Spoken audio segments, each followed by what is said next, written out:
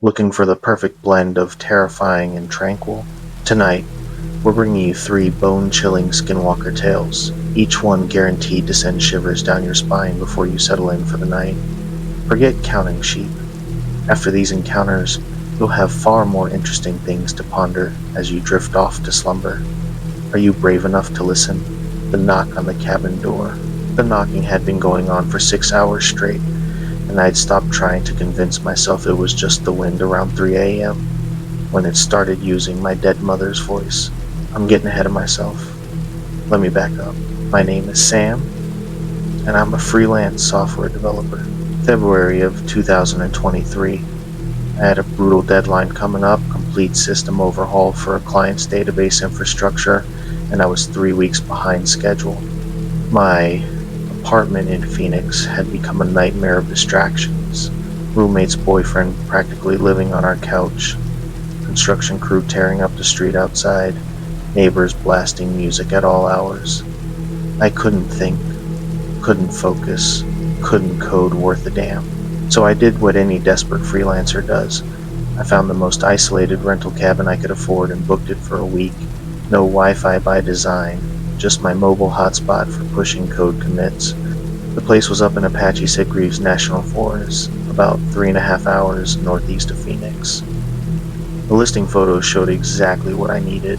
Small, basic, surrounded by nothing but ponderosa pine and silence. I loaded up my truck on a Wednesday morning. Laptop, monitors, external drives, enough frozen meals for 6 days, 2 cases of energy drinks, and my noise-canceling headphones that I probably wouldn't even need out there. The drive up was gorgeous, honestly. Highway 87 through Payson, then winding forest roads that got progressively narrower and more rutted. My phone signal dropped to nothing about 40 minutes before I reached the turnoff. The cabin sat at the end of a 2-mile dirt road, tucked into a clearing of maybe half an acre. Single story, weathered pine logs, green metal roof, propane tanks on one side, a cord of firewood stacked under a tarp. My truck's GPS had crapped out about 10 miles back, but the owner, Mr. Hartley, had sent detailed directions with the booking confirmation. I pulled up around 2 p.m. The temperature was hovering right around 40 degrees, cold for Arizona, but not unreasonable for elevation. I sat in the truck for a minute, just listening. Wind in the pines. That was it. No traffic, no voices, no machinery.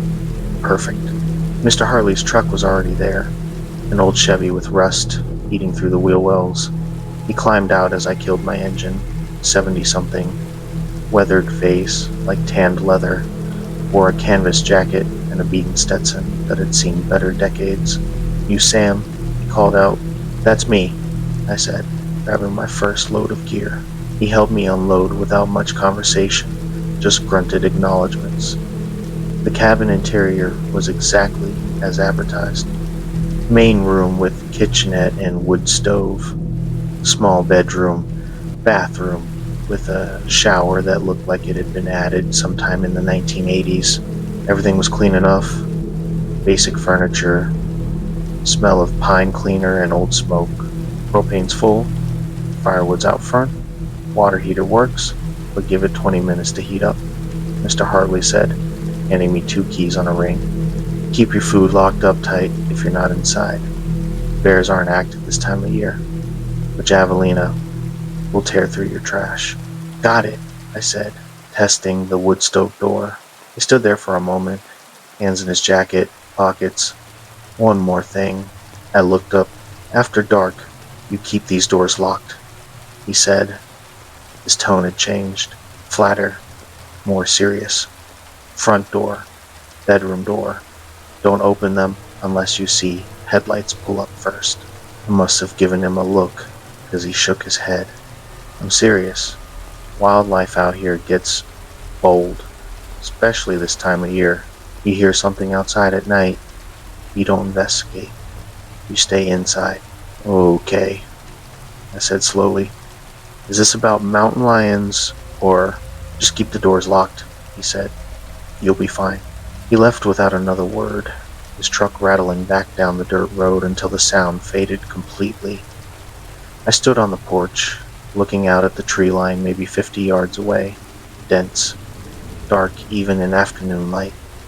The wind picked up, and the pines swayed with this creaking sound that was almost rhythmic. I went back inside and locked the door.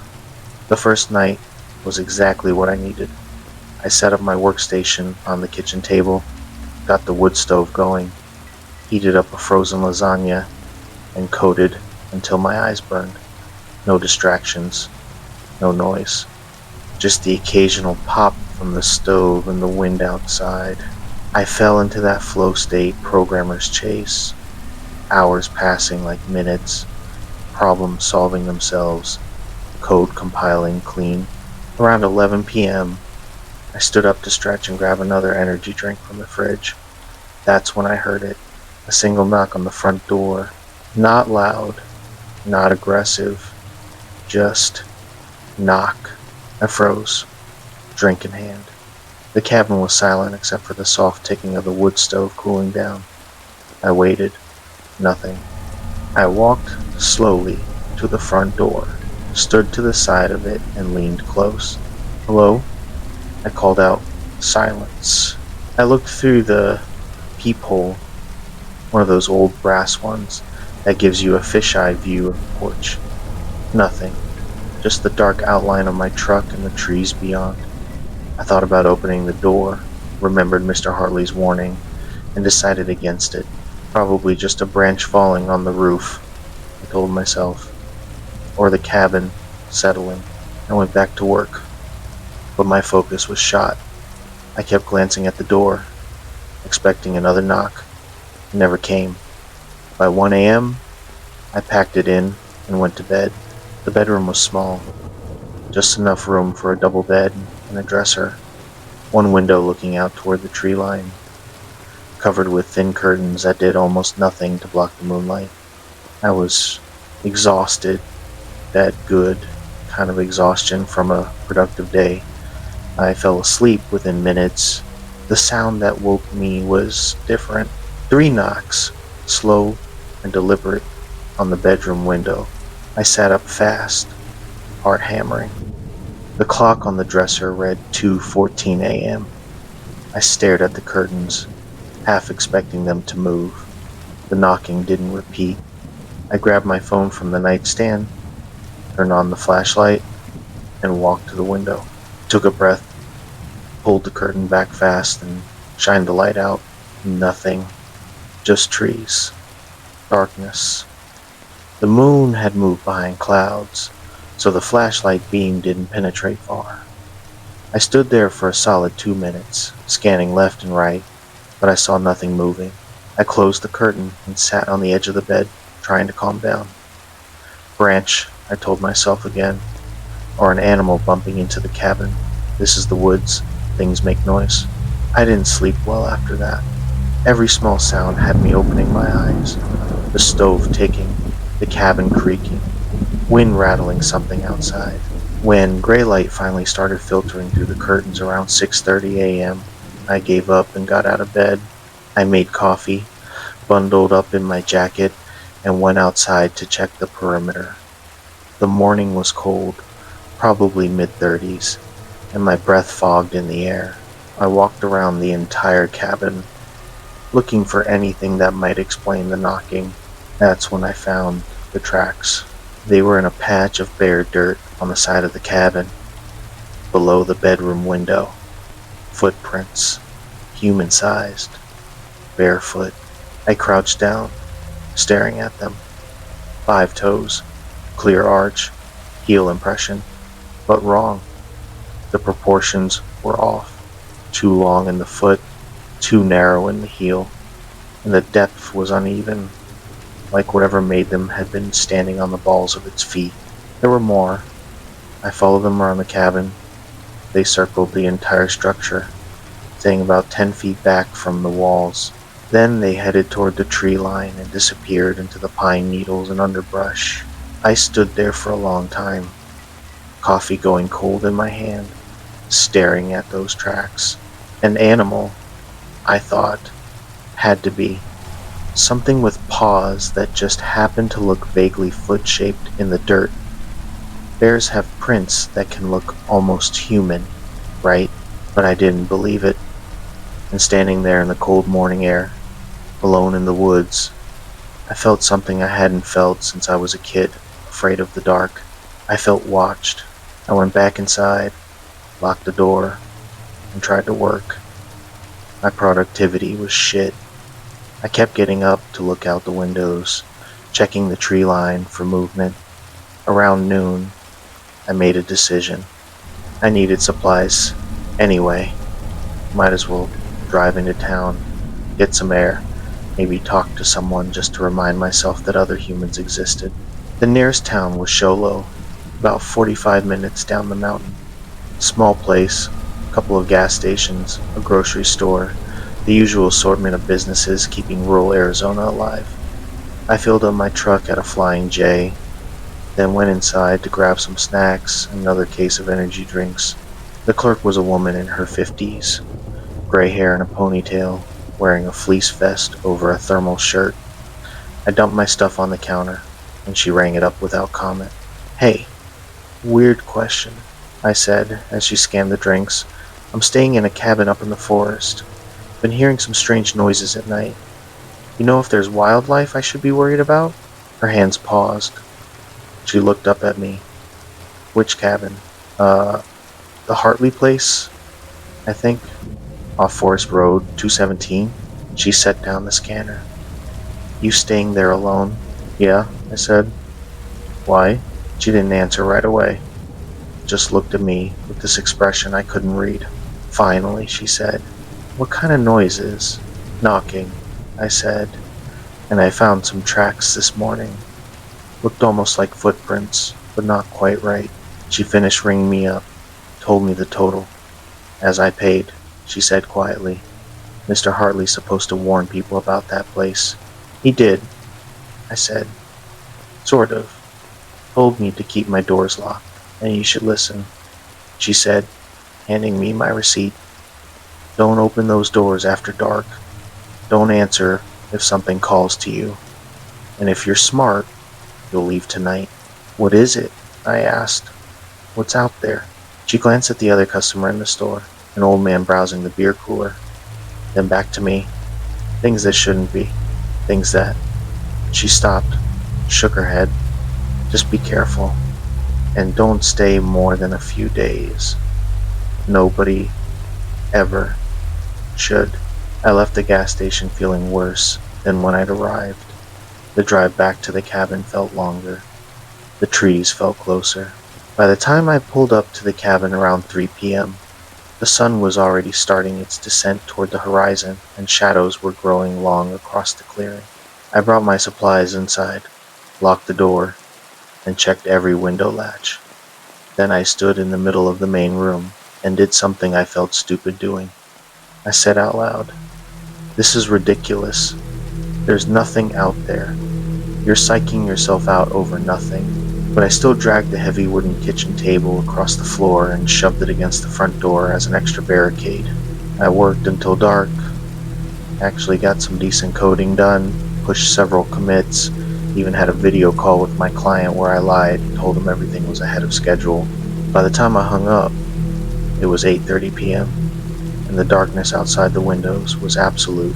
I ate dinner, kept the wood stove burning hot, and tried not to look at the black rectangles of the windows too often. Around 10 p.m., I decided to call it an early night.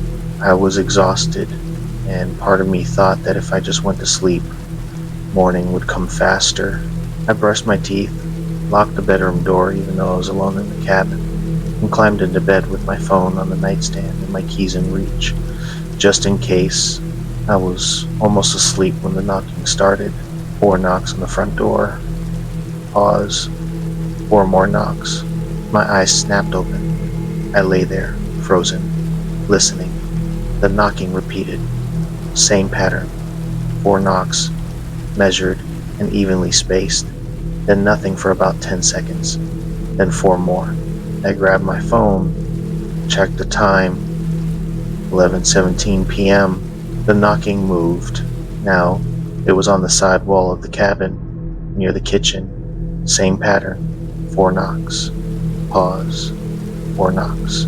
I got out of bed slowly, walked to the bedroom door, and pressed my ear against it. The knocking moved again, and now on the back wall, and the other side. It was circling the cabin. My hands were shaking. I unlocked my phone, pulled up the keypad, and hovered my thumb over 911. The knocking continued its circuit. Front door, side, wall, back, other side, front door. Over and over. The same deliberate pattern. Then it stopped. The silence was somehow worse. I stood there in the dark bedroom, holding my phone, barely breathing. 30 seconds passed. A minute. Then I heard the voice. Sam. It was coming from outside, near the front door. A woman's voice. Familiar. Sam, please. I'm so cold. My stomach dropped. I knew that voice. Sam. Baby. Please let me in. It's freezing out here. It was my sister's voice. Jamie. But Jamie was in Tucson, 3 hours south. There was no possible way she was standing outside this cabin. Sam, please. The voice was shaking now, like she was crying. I drove all the way up here. I was worried about you. Please open the door. I wanted to move. I wanted to check the peephole to see what was really out there. But I couldn't make my legs work, because somewhere deep in my brain, some ancient instinct was screaming that whatever was outside that door was not my sister. Sam, why won't you answer me? The voice was getting frustrated now. I can hear you in there. I know you're awake. Just open the door for a minute. I found my voice. Jamie's in Tucson. Silence. Then, I drove up to surprise you. Please, Sam. It's so cold. Prove it, I said, my voice cracking. Tell me something only Jamie would know. Another pause. Then the voice said, remember, when we were kids, you broke Mom's lamp, playing with that tennis ball, in the house. I told her it was me, so you wouldn't get in trouble. My blood went cold. That was true. That had happened. I was 9. Jamie was 12. She'd taken the blame, been grounded for a week. Now, will you please let me in? The voice said. I'm freezing, Sam. I pulled out my phone with shaking hands and called Jamie. It rang 4 times before she answered, voice thick with sleep. Sam, what the hell? It's almost midnight. Where are you? I asked. What? I'm in bed.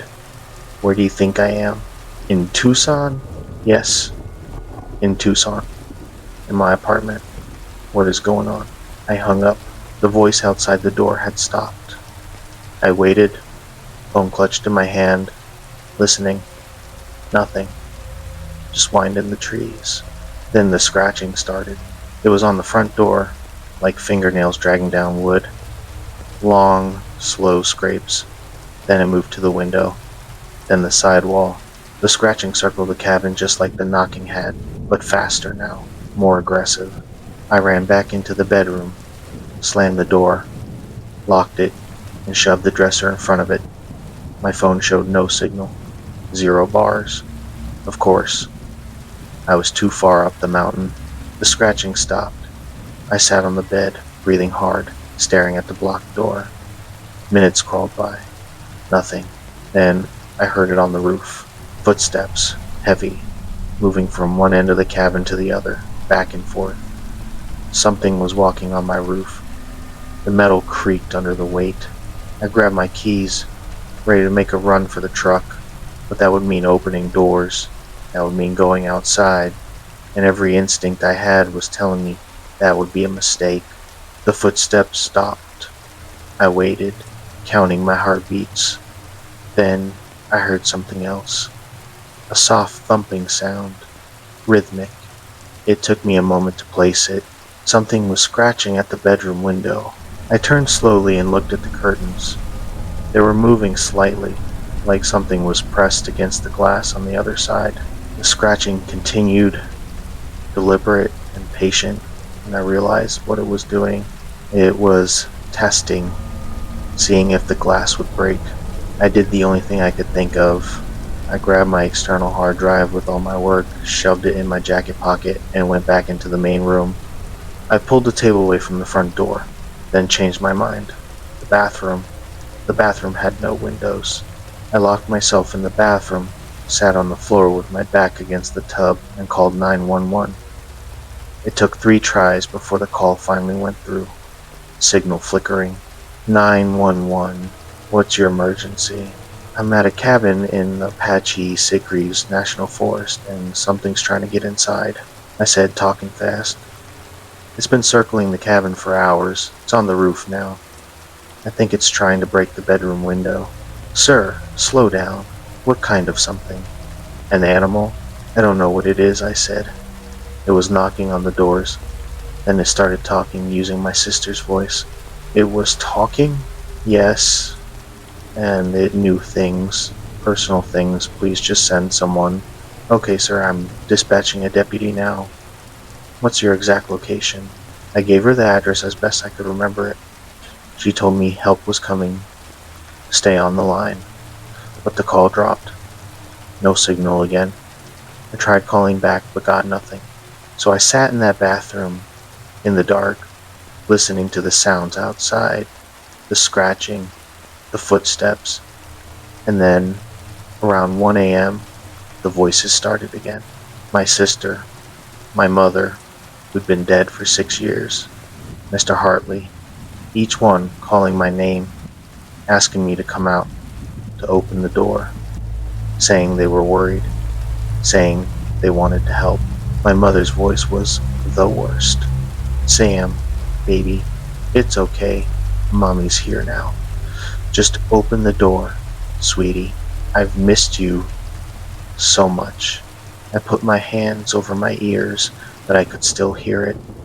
The voices overlapped, talking over each other. A chorus of familiar sounds twisted into something wrong. The timing was off. The breathing between words was too long. The emotion didn't quite match the words. Around 3 a.m., I heard a new sound. The doorknob to the front door was turning, rattling. Something was testing the lock, over and over, with patient persistence.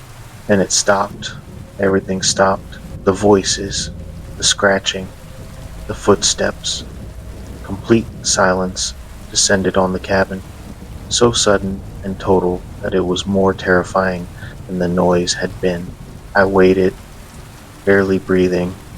Minutes passed. 5, 10, 15. And then I heard a vehicle approaching. An engine, real and solid and human. Tires on the dirt road. I scrambled out of the bathroom, ran to the front window, and looked out. Headlights.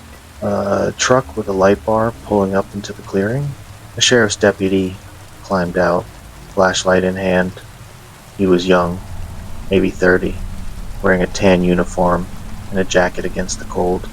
I yanked open the front door and practically fell out onto the porch. Sir, are you Sam? He asked, hand moving instinctively toward his sidearm. Yes. Thank God. Something's been out here all night. It's okay. You're safe now, he said, scanning the clearing with his flashlight. You called about an animal trying to get in? I don't know what it was, I said. It was knocking, walking on the roof. It was using voices. Voices? I know how that sounds, I said quickly, but I'm not making it up. It sounded exactly like my sister, then my mother. It knew things about my past. He lowered the flashlight and looked at me. His expression was hard to read. Let me check the perimeter. He walked around the cabin, and I followed a few steps behind, staying close. He found the tracks immediately. The same bare footprints I had seen that morning, only now there were more of them. Dozens, circling the cabin, overlapping each other in places. Mountain lion? I asked, hopefully. He crouched down, studying them with his flashlight. No, he said quietly. Then what? He stood up, brushed dirt off his hands, and looked toward the tree line. I'm going to be straight with you. You're not the first person to call from this property. We get reports from here maybe 3, 4 times a year. Different renters, all the same story. Knocking, voices, things, trying to get in. What is it? I asked. Above my pay grade, he said. But locals have stories. Old stories. He looked back at me. You planning to stay? Hell no, I said. I was going to leave as soon as you got here, but something slashed my tire yesterday. Wait here. He walked over to my truck, circled it with his flashlight. All 4 tires are fine, he called back. I walked over, stared at the tires. He was right. They were perfect. No slash marks, no damage, but I'd seen the slash marks yesterday. I knew I had. The deputy was watching me. You're up here alone, dealing with extreme stress, no sleep. Mind can play tricks, but I'd still recommend you leave in the morning. Pack up when it's light, get your stuff, and don't come back. I'm leaving now, I said. I don't care if it's dark. He didn't argue. I'll follow you down to the main road. Make sure you get out safe. I threw everything into my truck in about 10 minutes. Didn't bother organizing anything, just tossed it all in the bed in the cab. The deputy waited by his vehicle, scanning the woods with his flashlight. I didn't see anything moving in the trees, but I felt eyes on me the entire time. I locked up the cabin, left the keys on the kitchen counter like Mr. Hartley had requested, and got in my truck, started the engine. The deputy's headlights stayed behind me as I drove down the dirt road, and I watched the cabin disappear in my rearview mirror. We'd gone maybe a mile when I saw something on the side of the road ahead. A figure, standing just at the edge of my headlights. Tall, too tall. It took a step forward, and I saw its face. It looked like me, not exactly, but close enough that my brain tried to process it as a reflection. Same height, same build, same jacket, but the face was wrong. Stretched somehow, like a mask that didn't quite fit, and the eyes caught my headlights, reflecting yellow-white, like an animal's. I swerved, screaming, and the figure stepped back into the trees. The deputy's voice crackled over a radio I hadn't realized was on. Keep driving. Don't stop. Don't look at it. I drove faster than I should have on those dirt roads, but I didn't care. The deputy stayed right behind me. We passed 2 more figures standing in the trees. Different locations, but the same wrong proportions, the same reflected eyes. We reached the paved road, and the deputy flashed his lights. I pulled over, and he pulled up beside me, rolled down his window. You're good from here, he said. Straight shot to the highway. Don't stop until you hit Sholo. What were those things? I asked. Something that doesn't like to be seen, he said, and doesn't like witnesses who get away. He handed me a card through the window. When you get home, you're going to want to report this. Call that number, ask for Sergeant Keller. She handles these cases. What cases? The ones people don't believe, he said. Get home safe. He turned around and headed back up the mountain. I sat there for a minute, shaking, staring at the card. Then I drove. I drove straight through. Didn't stop. Watched my rearview mirror obsessively for anything following. I made it back to Phoenix by 9 a.m., returned all of Mr. Hartley's calls with a single text saying I had a family emergency and wouldn't be returning. He refunded half my money without argument. I called the number on the deputy's card 3 days later, when I finally stopped jumping at every sound. Sergeant Keller answered, listened to my story without interrupting, then said, Mr. Hartley's been cited 6 times for failing to disclose safety concerns. We've tried to get the county to condemn that property, but it keeps getting tied up in legal issues. Last I heard, they finally pushed it through. The cabin should be condemned by now. What was it? I asked. What was out there? She was quiet for a moment. Then, officially, undetermined wildlife activity. Unofficially, there are things in those woods that were here long before we were. things that don't like us being in their territory. And some of them have learned to hunt us better than we like to admit. Skinwalkers? I asked. That's a Navajo word, she said.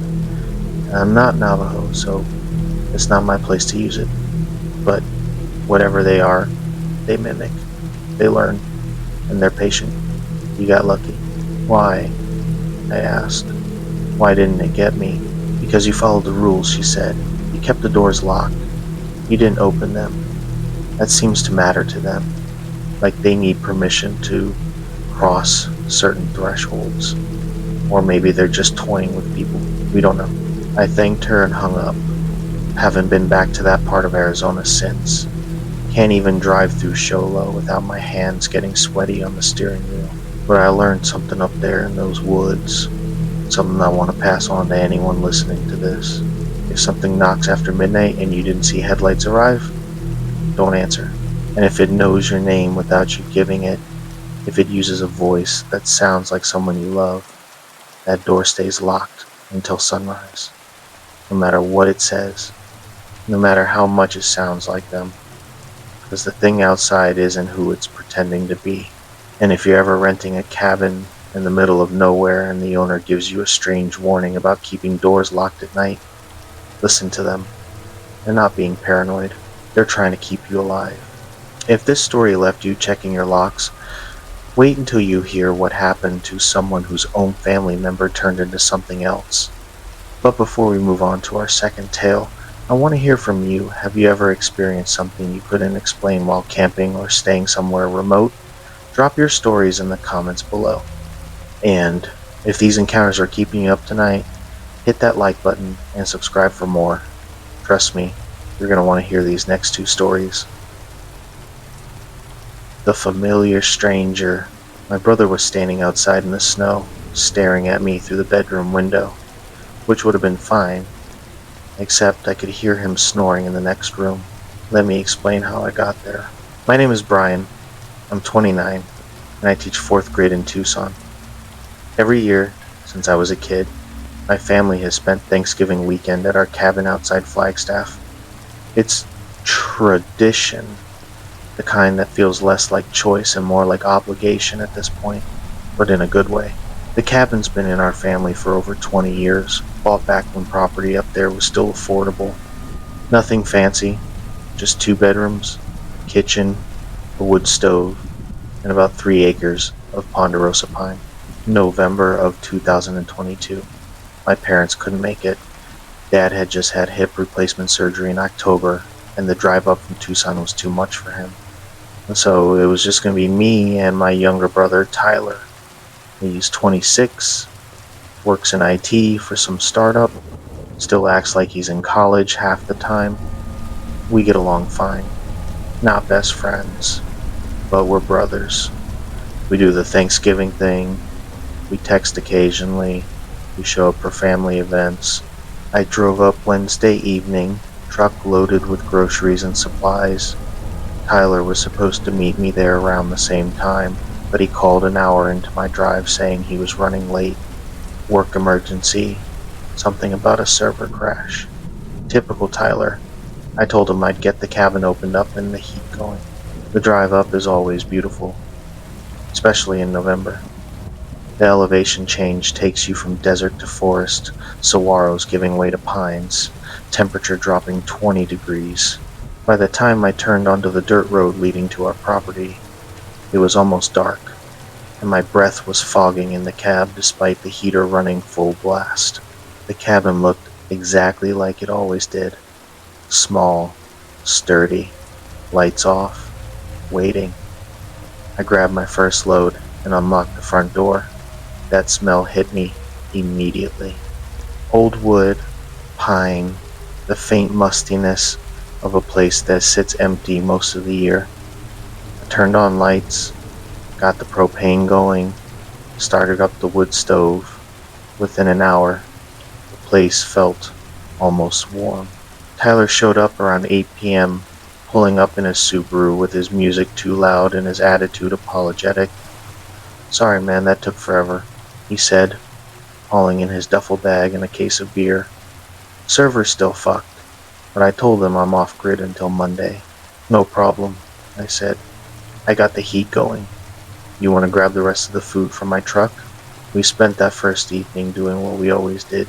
Unpacked supplies, argued about what to watch on the laptop since there was no TV, drank a couple of beers, talked about work and our parents, and nothing particularly important.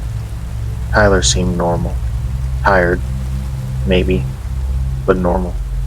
Same guy I'd known my whole life. We went to bed around 11. Tyler took the smaller bedroom like he always did, said he didn't mind. I heard him moving around for a bit. Then silence. I fell asleep listening to the wind in the trees and the occasional pop from the wood stove. I woke up early Thursday morning, maybe 6 a.m. Still dark outside. I'm always the one who cooks Thanksgiving dinner, and a turkey takes time. I got dressed, started coffee, and went to the kitchen to start prep work. We had a nice bird, about 15 pounds, and I wanted to get it in the oven by 7. I was pulling supplies out of the fridge when I realized we were low on firewood. The rack inside was almost empty, and I didn't want the stove going out. So I grabbed my jacket and a flashlight and headed outside. The morning was cold, probably low 30s, with that crisp bite that promises snow later. My breath fogged thick in the flashlight beam. The woodpile was around the side of the cabin, under a tarp. I walked over, started loading split logs into my arms. That's when I saw him. Tyler was standing at the edge of the tree line, maybe 50 yards out, just standing there, facing the woods, with his back to me. He was wearing his dark blue jacket, the Patagonia one I'd seen him in yesterday, and jeans. His hands were at his sides. He wasn't moving. "Tyler?" I called out. "The hell are you doing out here?" No response. He didn't turn around, didn't acknowledge me at all. "Dude, it's freezing," I called louder. "Come inside." Nothing. He just stood there, perfectly still. I dropped the firewood back onto the pile and started walking toward him, getting annoyed. This was exactly the kind of weird shit Tyler would pull. Go outside early, zone out looking at nature, make it everyone else's problem when he got cold. But as I got closer, something felt off. The way he was standing was too rigid, too still. People don't stand that still, even when they're trying to. I was maybe 30 feet away when I heard the cabin door open behind me. "Brian, you getting the wood or what? Coffee's ready." I spun around. Tyler was standing on the porch, wearing his gray hoodie and sweatpants, holding a mug of coffee. He looked confused. I looked back toward the tree line. Nothing. No one. Just trees, and morning shadows, and scattered patches of old snow. "Did you?" I walked back toward the cabin, looking over my shoulder twice. "Were you just outside?" "No," Tyler said. "I literally just woke up. Heard you clanking around out here. You didn't go for a walk or anything?" "Brian, I was asleep 2 minutes ago. Why?" I stood there on the porch, staring at the tree line. The light was getting better now, dawn breaking over the mountains. I could see clearly. There was no one out there. No tracks in the patches of snow. Nothing. "I thought I saw someone," I said finally. "Probably a deer," Tyler said, taking a sip of coffee. "You know how they blend in." "Yeah," I said, "probably. But it wasn't a deer. I knew what I'd seen. Someone wearing Tyler's jacket, standing at the tree line. But Tyler was inside. Had been inside. His hair was still messy from sleep, and he was wearing his glasses, which he never wore outside. I grabbed the firewood and went back in. Didn't mention it again. Tyler made jokes about me needing more coffee, and I laughed it off. Started working on the turkey. By 7 a.m., it was in the oven, and we were both sitting at the kitchen table playing cards and working through a pot of coffee. Everything felt normal. Tyler was Tyler, making dumb jokes, checking his phone too much, complaining about his boss. We watched part of the parade on his laptop, argued about whether we should have gotten a smaller turkey for just 2 people, debated when to call our parents, but around noon, something changed. We were sitting on the couch, watching football, and Tyler got quiet. Not normal quiet, it just stopped talking, mid-sentence. He was staring at the wall, face blank. I glanced over at him. "You okay?" He blinked, turned to me, smiled. "Yeah, buddy, just thinking." Buddy. Tyler had never called me buddy in his entire life, not once. He called me Brian, or dude, or occasionally asshole when we were kids. Never buddy. "Thinking about what?" I asked. "That time we went camping up at Rim Lake," he said. "Remember that?" I frowned. "We've never been to Rim Lake."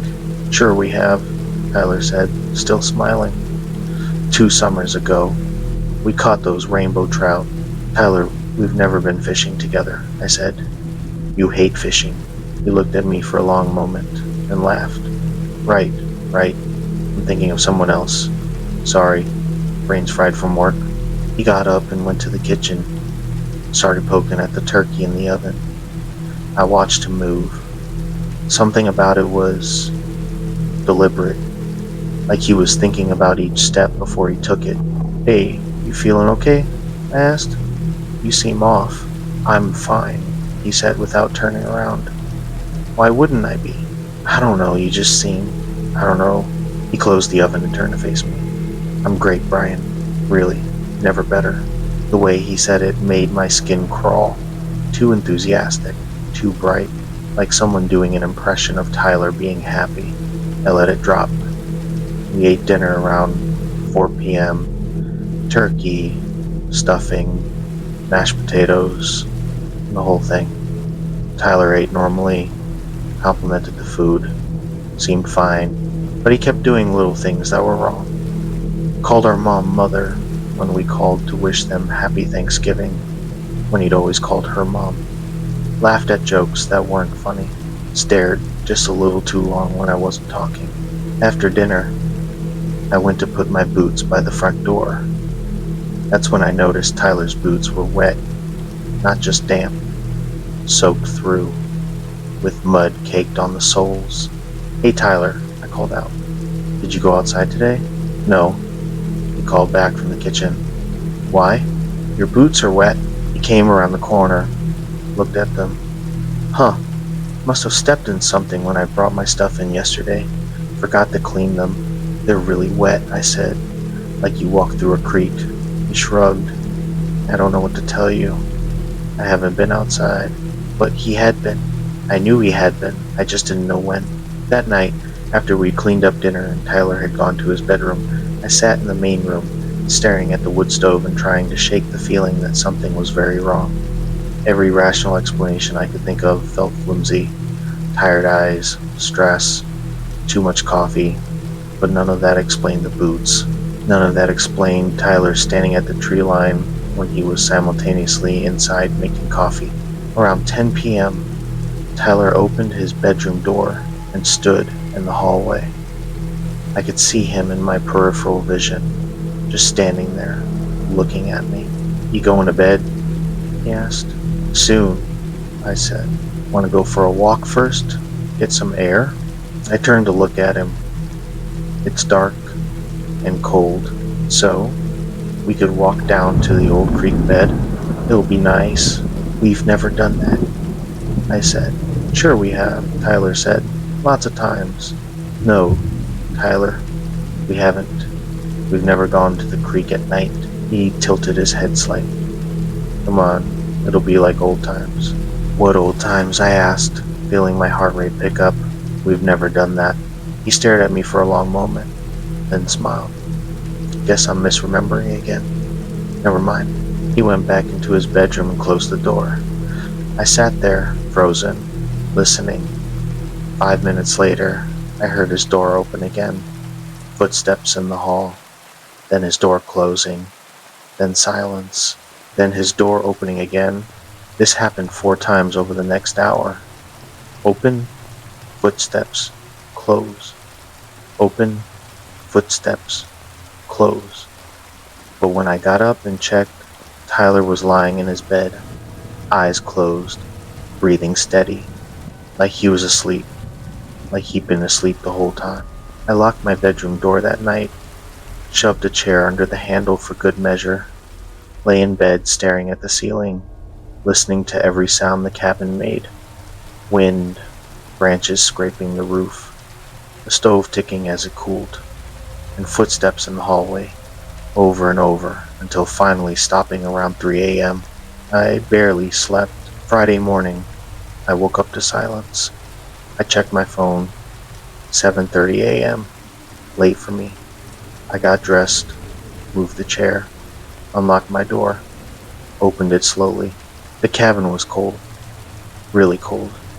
I walked into the main room and saw why. The front door was wide open, letting in freezing air and early morning light. "Tyler?" I called out. No answer. I checked his bedroom. Empty. Bed was made, which Tyler never did. His boots were gone from by the door. His jacket was gone. I felt panic rising in my chest. Where the hell did he go? I grabbed my keys, ready to get in my truck and drive out looking for him, when I heard footsteps on the porch. Tyler walked in through the front door, arms full of firewood, boots muddy and wet. "Morning," he said cheerfully. Figured we were running low. I stared at him. "Where were you?" "Getting firewood," he said, walking past me to dump it by the stove.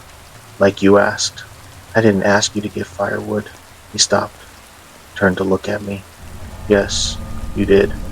Last night, before bed." "No, Tyler, I didn't." "You sure?" He smiled. "Maybe you're misremembering." I looked at his face. Really looked. His eyes were wrong. The color was right, and that same hazel green they'd always been. But they looked faded somehow, like a photo left in the sun. And he wasn't blinking. He was just staring at me, smiling, not blinking. "Tyler, are you feeling okay?" I asked carefully.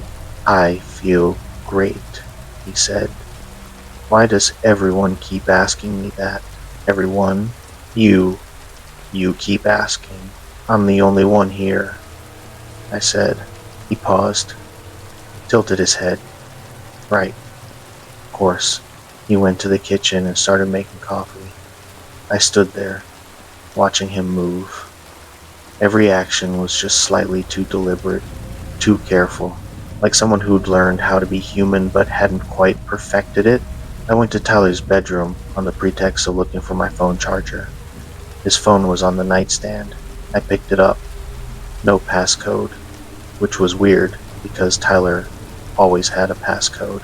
I opened his recent calls. The last call was yesterday, Thursday, at 9 p.m.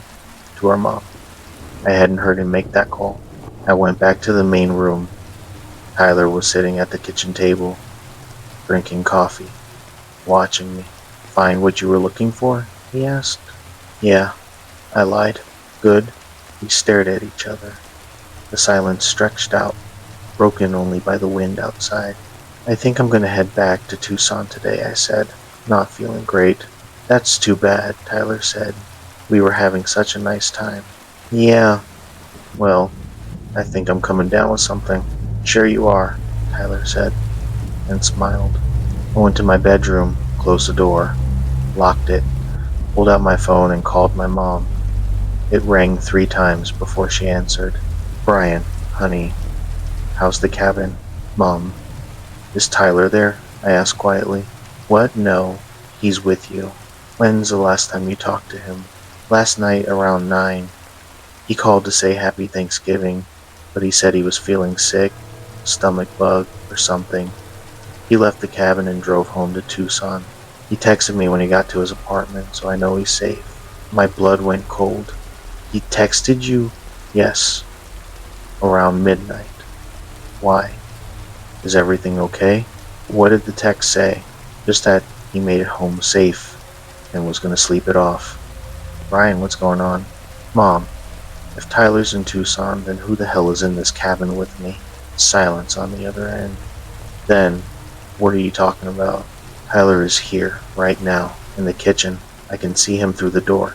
"Brian, that's not possible." Tyler left last night. I have his texts right here. Call him, I said.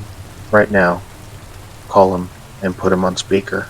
I heard her fumbling with her phone, heard it ring, heard Tyler's voice answer. Hey, Mom. What's up? Tyler, where are you? She asked. In my apartment. Why? What's wrong? You're in Tucson? Yeah, I've been here since last night. Felt like shit. Decided to drive home. I told Brian before I left. I could hear Tyler's voice through the phone. Real Tyler. Actual Tyler. And I could hear footsteps in the hallway outside my bedroom door. Brian thinks you're still at the cabin, Mom said. What? No.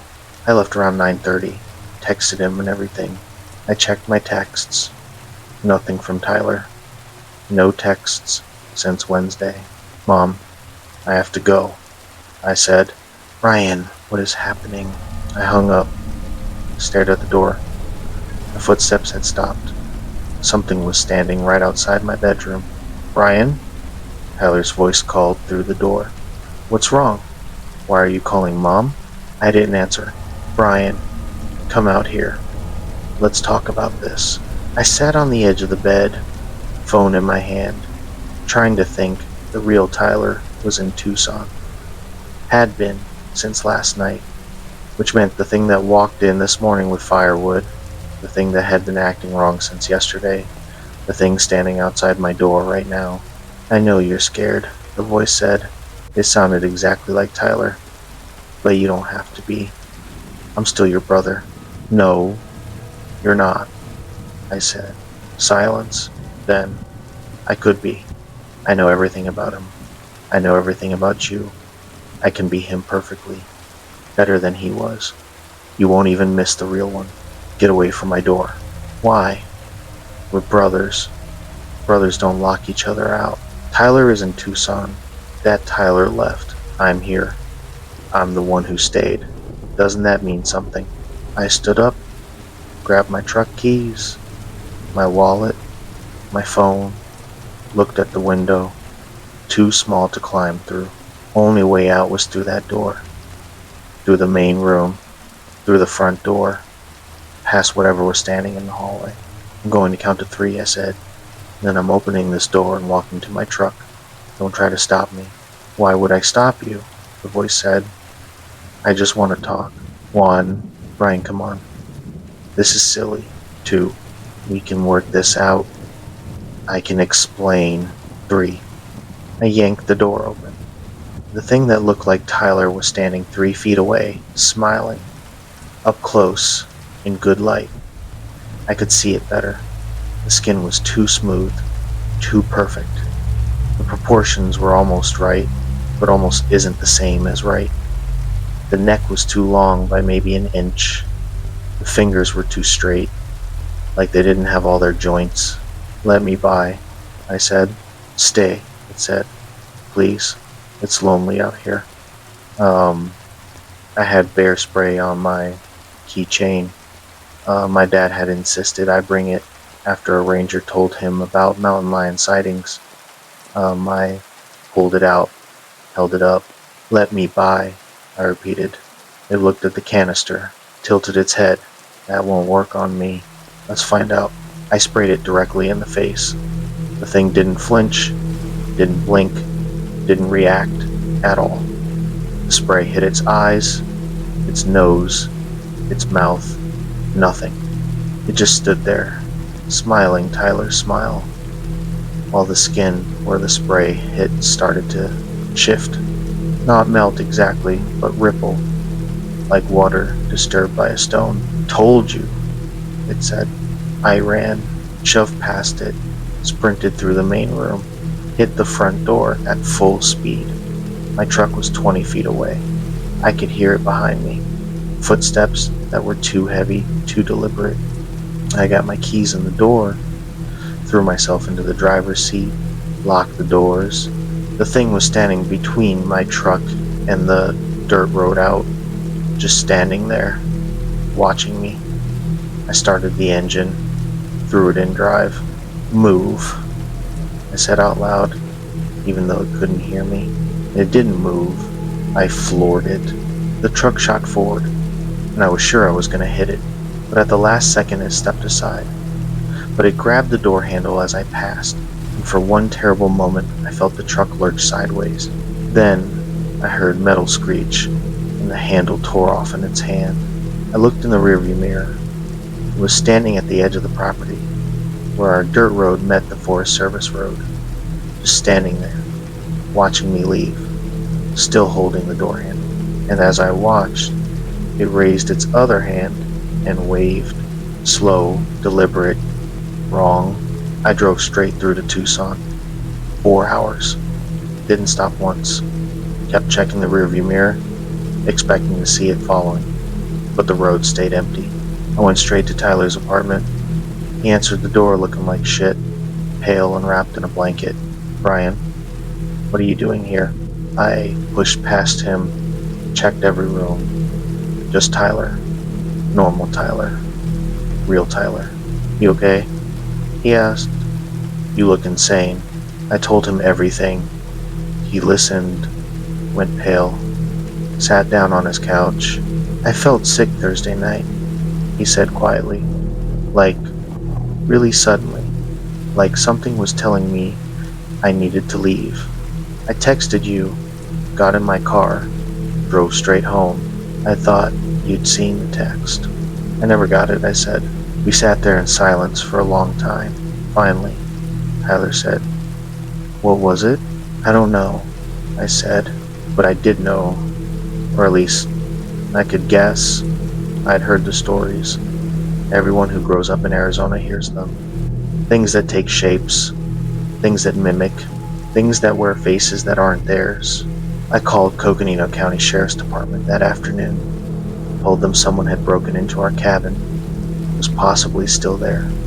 A deputy went out, called me back 2 hours later. "Property's clear," he said.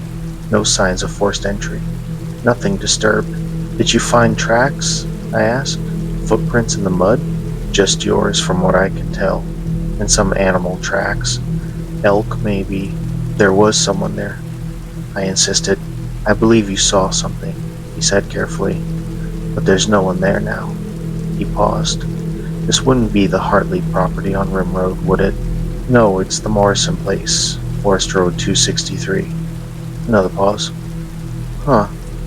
We've had reports from that area before. Not your specific property, but nearby. People reporting family members acting strange, seeing doubles, that kind of thing." "What kind of reports?" "Above my pay grade to discuss," he said. "But between you and me, get your locks changed. All of them. Home, car, everything. And maybe don't go back up there for a while." "I'm never going back," I said. Smart. My parents sold the cabin 3 months later. Took a loss on it. Didn't care. None of us wanted it anymore. Tyler and I don't talk about what happened. We still do Thanksgiving together, but now it's at a restaurant in Tucson, surrounded by other people, with fluorescent lights and crowds and noise. I'm okay with that, because here's what I learned, and what I want you to understand if you ever find yourself in a situation like mine. If someone you know starts acting like themselves but slightly wrong, trust your instincts. Trust that little voice in your head that says something's off. And if you see them in 2 places at once, if they tell stories that never happened, if they know things they shouldn't know, the one that's closer isn't the one you should trust. The one that wants you to stay, to come closer, to take a walk in the dark, that's the one you should run from. Because whatever it is, it's not them, it's wearing them. And if you stay too long, you might not be able to tell the difference anymore. And that's when it wins. That second tale hit different, didn't it? The betrayal of trust, the psychological horror of not knowing if you can believe your own eyes. But we've got one more story for you tonight, and this one takes us into the vast open spaces where things can watch you from a distance, and you'll never know until it's too late. But first, if these stories are resonating with you, make sure you're subscribed. We bring you fresh horror content regularly. Drop a comment and let me know which story scared you more so far. Now, let's head into the canyon. Shadows in the canyon. The figure had been following us for 2 days through the desert, always staying just far enough away that we couldn't see its face, until the last morning when it finally stepped into our path and let us see exactly what it was. I should start at the beginning. My name is Jason, I'm 31, and I'm a landscape photographer based out of Austin. April of 2023. Three of my friends and I planned a backpacking trip through Big Bend National Park down in far west Texas. If you've never been, Big Bend is massive. Over 800,000 acres of Chihuahuan Desert right on the Mexican border. Remote doesn't even begin to describe it. The nearest town of any size is over 100 miles away, and cell service is non-existent in the backcountry. We'd been planning this trip for months. The group was me, Kevin, Rachel, and Liam. Kevin was our unofficial leader. 34, worked as a wilderness guide professionally, had done this trail system 3 times before. Rachel was 29, finishing her geology PhD, knew everything about desert ecosystems and rock formations. Liam was 30, software engineer, the jokester of the group, but solid in the backcountry. We'd all hiked together before, trusted each other, knew our capabilities. The plan was to do the outer mountain loop, a roughly 30-mile circuit through some of the most remote terrain in the park. 3 days, 2 nights, moderate difficulty. We had permits, proper gear, plenty of water capacity for the desert heat, and Kevin had GPS with downloaded maps as backup to our paper maps. We met at the Chisos Basin trailhead on a Friday afternoon in mid-April. Weather forecast was perfect. Clear skies, highs in the low 90s, lows in the 40s. We started hiking around 2 p.m., wanting to get 8 miles in before we made camp for the night. The landscape was exactly what I'd come for.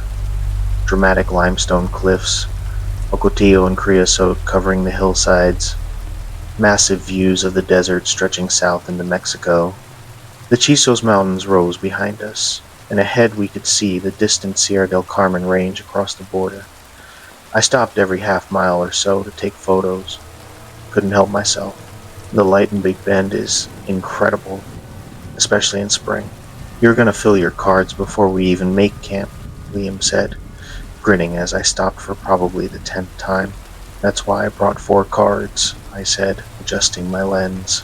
"Nerd," he shot back. We hiked through the afternoon heat, following the trail as it wound through canyons and over ridges. Saw plenty of wildlife, a road runner, some lizards, vultures circling thermals overhead. The temperature was hot but manageable, with our sun protection and regular water breaks. Kevin set a good pace, not too fast, checking in regularly to make sure everyone was good. We reached our first campsite around 6:30 p.m., a flat area in a canyon with rock walls on 2 sides and a view west toward the sunset. Perfect spot. We set up our tents, got our camp kitchen organized, filtered water from our reserves since there were no reliable water sources in this section. Rachel started identifying rock formations while Liam got our stove going for dinner. I grabbed my camera and climbed up to a small rise to photograph the sunset. The sky was turning orange and pink, the shadows getting long across the desert. The Sierra del Carmen mountains were silhouetted purple-black against the horizon. I took probably 50 shots, bracketing exposures, trying different compositions. That's when I saw it in my viewfinder. There was a figure standing on a ridge, maybe half a mile away. I could see it clearly through my telephoto lens. Humanoid shape, tall, standing perfectly still. Too far away to make out any details, but definitely a person-shaped silhouette against the darkening sky. I lowered my camera and looked with my naked eye. Could barely see it at that distance, just a dark vertical shape that could have been a person or a dead tree or a rock formation. I raised the camera again, zoomed in as far as my lens would go.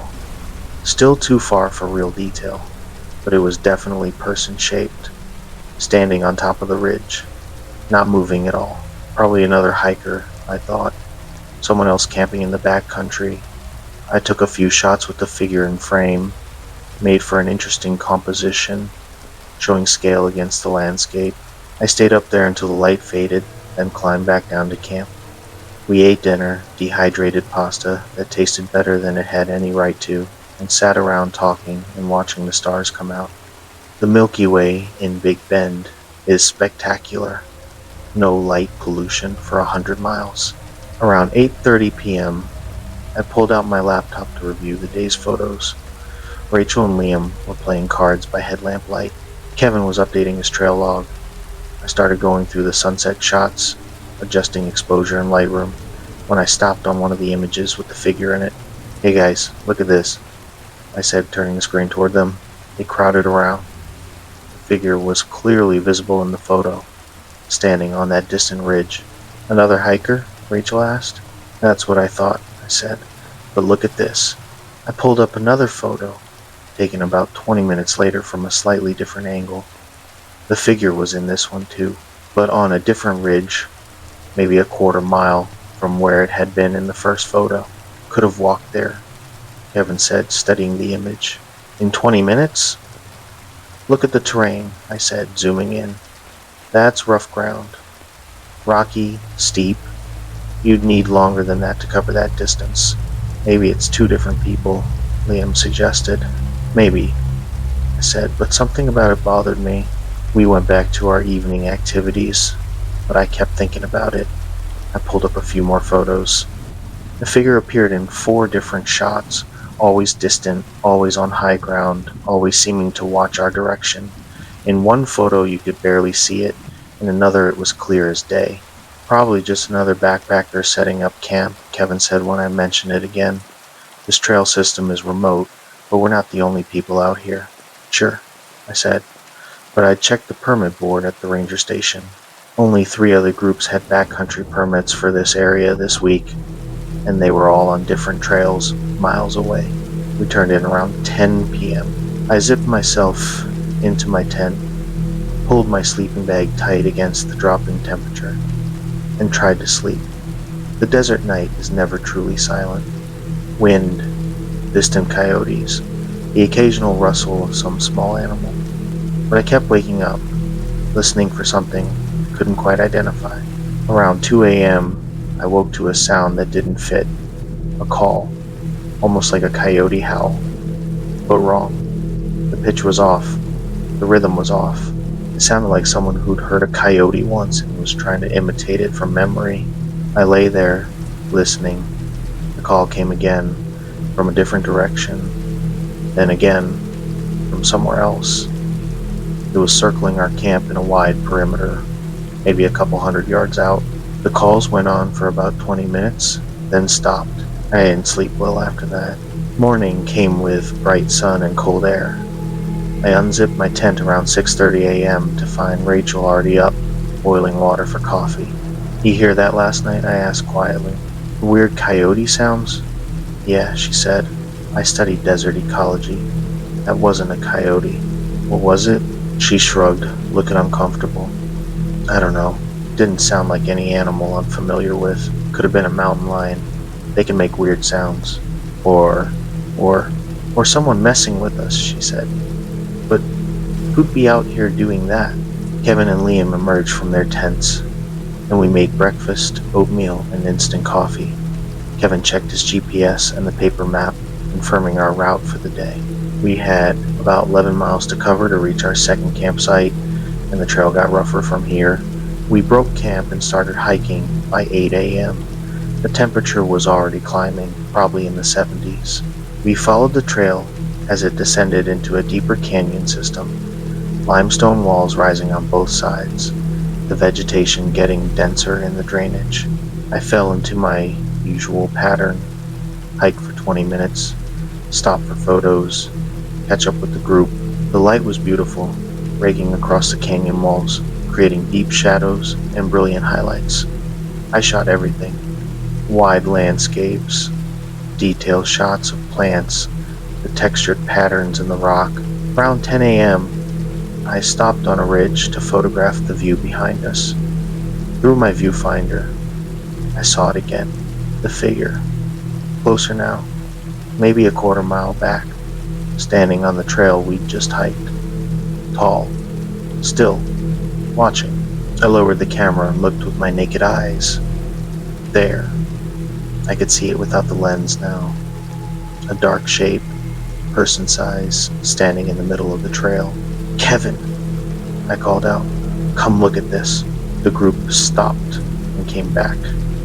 I pointed. "Someone's following us," I said. Kevin pulled out his binoculars and looked. "I see them. Can't make out details from here, but yeah, definitely a person." "Should we wait for them to catch up?" Liam asked. "If they wanted to catch up, they would have by now," Rachel said. "We've been moving pretty slow with photo stops. They're keeping their distance on purpose. Maybe they just hike at a different pace," Kevin said, but he didn't sound convinced. We stood there for a few minutes, watching. The figure didn't move, just stood there, a dark silhouette against the bright desert behind them. "This is creepy," Liam said. "Like really creepy. Let's just keep moving," Kevin said. "If they want to talk, they'll catch up. If they're just hiking their own hike, no problem."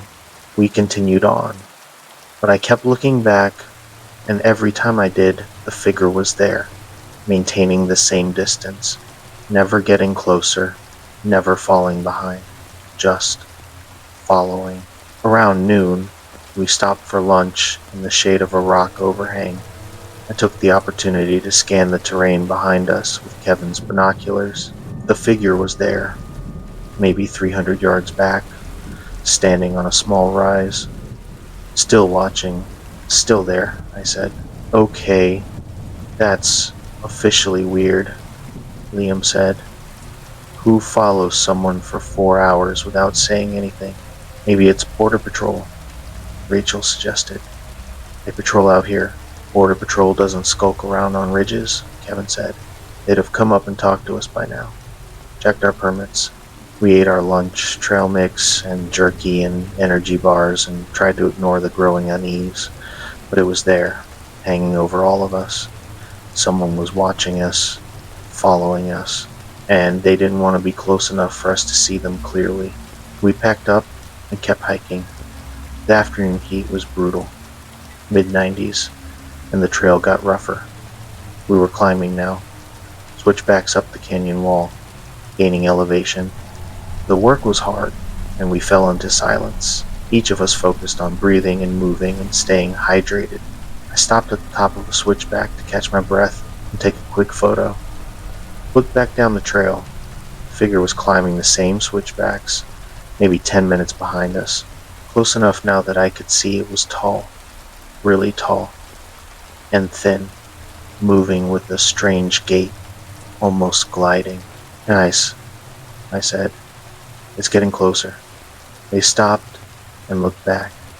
We all watched as it climbed, getting larger as it came up the trail. Then, about 100 yards from us, it stopped, just froze, mid-stride, and stood there. "What the hell?" Liam whispered. We waited. It didn't move. We could see it clearly now, wearing dark clothes or maybe some kind of hide, head covered with something, face in shadow, but the proportions looked wrong.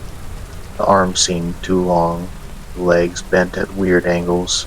"Let's go," Kevin said quietly. "Right now." We moved fast, practically jogging when the trail allowed it. I kept glancing back. The figure had started moving again, maintaining that same distance, following.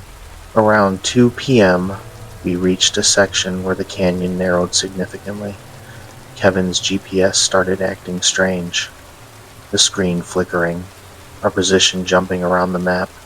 Rachel and Liam checked their phones, same problem. All of our devices were malfunctioning. "Solar flares," Rachel suggested. "Wrong season," Kevin said, shaking his GPS. "And that doesn't explain this." He showed us his screen. There were 4 dots showing our location, like the GPS thought there were 4 versions of us. spread out across a quarter-mile area. That's not normal, I said. We kept moving. The canyon walls closed in on both sides, creating a narrow passage maybe 20 feet wide. I stopped to take a photo of the trail ahead, wanting to document the dramatic geology. I looked at the preview screen on my camera, froze. In the photo, standing in the middle of the trail about 100 yards ahead, was the figure, clear as day, in full sun. I could see it in the frame. I looked up from the camera. The trail ahead was empty. Nothing there. I looked back at the camera screen. The figure was still in the photo, standing right where the trail bent around a rock formation. Guys, I said, my voice shaking, look at this. They crowded around, stared at the camera screen, looked up at the empty trail, looked back at the screen. What the fuck, Liam said. What the actual fuck? Equipment malfunction? Rachel suggested, but she didn't sound like she believed it. I'm shooting raw, I said. That's a direct capture from the sensor. There is no processing that could create that. Kevin walked ahead slowly, hand on the can of bear spray clipped to his belt. We followed, clustered together now, safety in numbers. When we reached the spot where the figure had been in the photo, Kevin stopped and pointed down. Tracks in the sandy wash, bare feet, but wrong. The foot was too long, too narrow, and the distance between footprints was over 4 feet. No human has a stride that long, especially on rough terrain. We need to get out of here, Rachel said. Right now. I don't care about finishing the loop. Agreed, Kevin said. There's a bailout route about 2 miles ahead, cut straight back to the basin. We can be at our cars by tonight if we push hard. What about our second campsite? Liam asked. Fuck the campsite, Kevin said. Something is very wrong here. We hiked fast, damn near running when the terrain allowed it. I kept my camera out, taking photos constantly over my shoulder. Every third or fourth photo, the figure appeared. Sometimes on the trail behind us, sometimes on the ridges, sometimes closer than it should have been. The images were inconsistent. In one photo, it would be a quarter-mile back. In the next photo, taken 30 seconds later, it would be 50 yards back. It was moving wrong, covering ground too fast. Around 4 p.m., we reached a wider area where the canyon opened up. We could see our bailout route ahead. A steep climb up the east wall of the canyon that would take us directly back toward the Chisos Basin, maybe 5 miles total. Hard miles, but doable before dark. Kevin stopped to adjust his pack straps. I took another photo, this time facing forward. The figure was in it, standing in our path, maybe 60 yards ahead, right where the trail started to climb. I showed the group without saying anything. We all looked up the trail. Nothing there. Looked at the camera. It was there in the photo. Keep moving, Kevin said. Don't look at it. Don't acknowledge it. Just walk. We walked. My heart was hammering so hard I could hear it in my ears. We approached the spot where it had been in the photo. I couldn't help myself. I looked. Nothing. Just empty trail and desert and rocks. But I could feel it watching. We started the climb. It was steep, loose rock, hands-on terrain in places. The sun was getting lower, the shadows lengthening. We had maybe 3 hours of good light left. I kept taking photos, couldn't stop myself.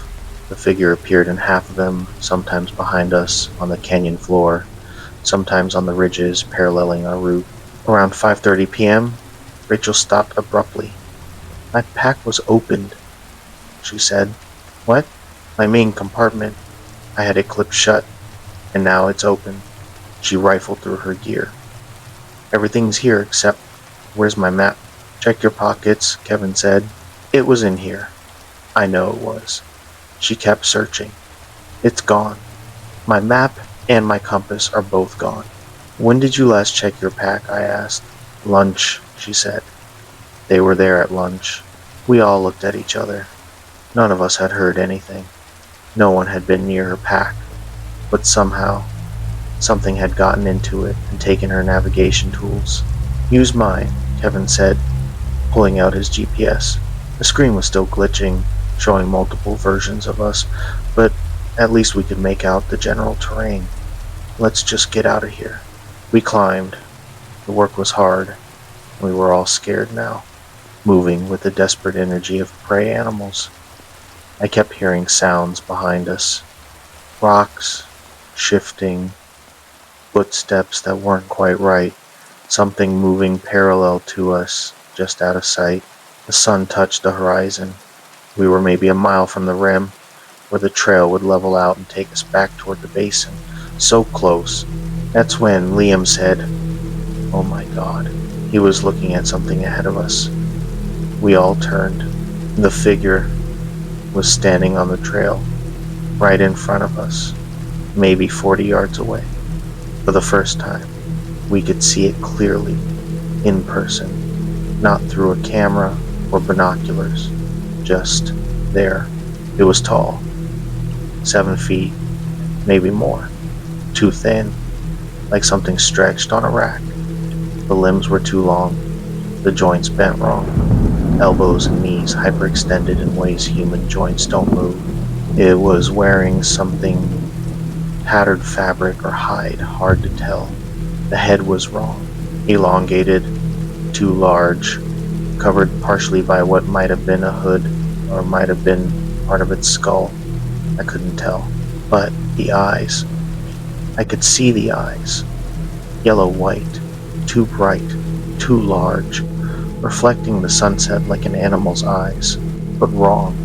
The pupils were vertical slits. It wasn't moving, just standing there, watching us, waiting. "Back up," Kevin whispered. Slowly, we took a step back. The thing's head tilted slightly, following the movement. Just the head. The body stayed perfectly still. "Kevin," Rachel whispered. "What is that?"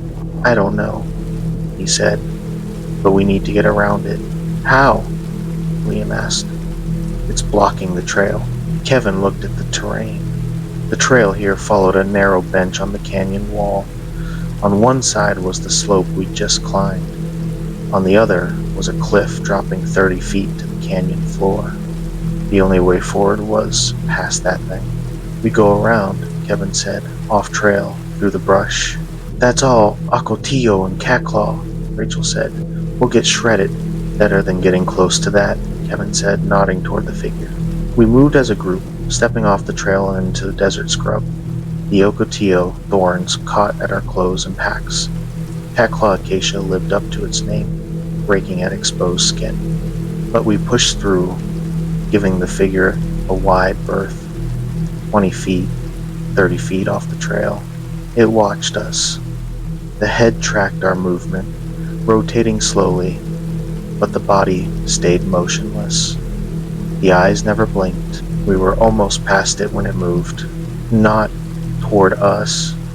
It just shifted its position, turned to face us more directly, and I could see its face clearly for just a moment. It was mimicking a human face, but failing. The proportions were wrong. The mouth was too wide. The skin was gray-brown, textured like old leather left in the sun. And when it opened its mouth slightly, I saw teeth that didn't belong in a human skull. "Don't stop," Kevin said. "Keep moving." We scrambled through the brush, got back onto the trail 20 yards past where it stood. I looked back. It was still there, watching, slowly turning its head to follow us. We ran. Fuck the packs. Fuck the rough terrain. We just ran. Up the trail, over the rim, onto the flatter ground, above the canyon. The sun was almost gone now, just a sliver of orange on the horizon. We had maybe 15 minutes of twilight left. I kept looking back, nothing following, but I could feel it, the weight of being watched. We hiked hard through the dusk, using headlamps when the light failed completely. 2 hours of fast hiking, following Kevin's glitching GPS, and praying we were going the right direction. No one talked. We just moved. driven by pure fear. Around 9 p.m., we saw lights ahead. The Chisos Basin. Civilization. Buildings. Cars. People. We practically stumbled into the parking area, our legs shaking, clothes torn from the brush, faces scratched and bloody. Our cars were sitting right where we'd left them 2 days ago. Normal. Real. Safe. I turned to look back at the trail we'd come from. At the edge of the parking lot lights, where the darkness began, something was standing. Tall. Still. Watching. It didn't come closer. Just stood there at the boundary between the developed area and the wilderness, like there was a line it wouldn't cross. We loaded our packs into the cars, hands shaking, not talking. Kevin tried his GPS one more time. It was working perfectly now, showing our position exactly where we were supposed to be. All the glitches were gone. "We need to report this," Rachel said. "Report what?" Liam asked. "That we saw something we can't explain that probably isn't real." "I have photos," I said quietly. We drove straight to the park ranger station. It was almost 10 p.m., but there was a ranger on duty. A woman in her 50s named Martinez. We told her everything. The figure following us. The tracks. The way it appeared in photos. The final confrontation. She listened without interrupting. When we finished, she nodded slowly. "You hiked the outer mountain loop?" she asked. "Yes," Kevin said. She pulled out a file folder from her desk. Inside were reports. Incident reports. Lots of them. "You're not the first," she said. "We've had reports from that trail system going back to the 1970s. Tall figure. Stays at a distance. Follows hikers. Appears in photos. Never attacks directly. Never crosses into developed areas." "What is it?" I asked. "Officially, unknown wildlife. Possibly a person engaging in stalking behavior, but we've never caught anyone." She looked at us seriously. "Unofficially, the indigenous peoples who lived in this area have stories about things that walk on two legs but aren't human. Things that watch from the ridges. Things that mimic skinwalkers," Rachel said quietly. Ranger Martinez didn't confirm or deny it. "Whatever they are, they seem to be territorial. The reports cluster in certain areas, especially near the border. Some rangers won't patrol those areas alone." She pulled out a form. "I'll need statements from all of you, and your photos, if you're willing to share them." I gave her my memory cards. She uploaded the images, reviewing them on her computer. Every photo with the figure in it, she tagged and saved. There were 47 of them, 47 photos showing something that shouldn't exist. "These will go in the file," she said, "classified as inconclusive evidence of possible human subject in restricted area." "That's not a human," Liam said. "No," she agreed quietly. "I don't think it is. But that's what the report will say." We gave our statements, got our memory cards back, and drove home that night. Didn't sleep, didn't stop except for gas. Just wanted to be away from there. The group doesn't hike together anymore. We tried once, about 2 months later, a simple day hike in hill country near Austin. But every time someone appeared on the trail ahead of us, every time we saw a figure in the distance, we all tensed up, for the trust was gone. The easy camaraderie we'd had was replaced by fear and suspicion and the knowledge that something out there had stalked us for 2 days straight. Rachel quit her PhD program, moved to Seattle, won't talk about it. Liam sold all his camping gear. Kevin still guides, but he won't take groups into Big Bend anymore. Says he's done with that park. I still have the photos. I look at them sometimes, late at night, trying to make sense of what we saw, trying to convince myself it was just a person, just someone messing with us. But I can't, because I saw it up close. I saw its face. I saw the way it moved. And I know what I'm looking at in these photos isn't human. So let me tell you what I learned out there in the desert, what I want you to understand if you ever find yourself in a situation like ours. If you see someone on the trail who doesn't wave back, who appears in your photos but not when you look up, who watches from high ground without ever moving. Don't wait to find out what they want. Turn around, leave, get to civilization as fast as you can. Some things stalk you because you're in their territory. Some do it because they're curious what you taste like. Some do it because they're testing you, seeing if you're weak enough to separate from your group. But none of them are there to help you. None of them have good intention. And if you're lucky enough to make it to a parking lot or a ranger station or anywhere with lights and people, don't look back at what's standing at the edge of the darkness.